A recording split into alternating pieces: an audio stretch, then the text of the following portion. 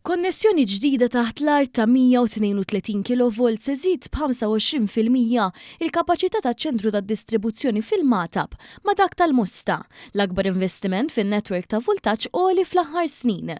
Dan il-proġett jifforma parti kruċjali mill-isforzi tal-Ene Malta biex jiġu konsolidati u msaħħa l-konnessjonijiet ewlenin tal-Interconnector bejn Malta u Sqallija u n-netwerk ta' distribuzzjoni lokali. Il-Ministru għall-Enerġija Mirjam Dalli, il-Ministru għall-Fondi Ewropej Stefan Zrinzo Azzopardi u ċ-Ċermen Eżekuttiv tal-Ene Malta l-Inġinier Ryan Fava żaru x-xogħlijiet li għaddejjin bħalissa.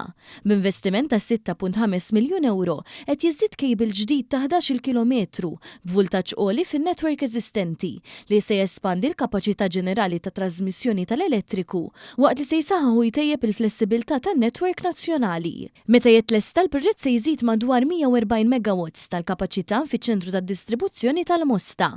L-aħħar darba li l-Ene Malta estendit in-netwerk tagħha ta' 132 kV kien fl-2016, meta f'dik is-sena saret konnessjoni ta' madwar 2 kilometri bejn iċ-ċentri ta' distribuzzjoni ta' Ħalqormi u l-Marsa Nord. Il-proġett attwali huma l-5 darbit akbar.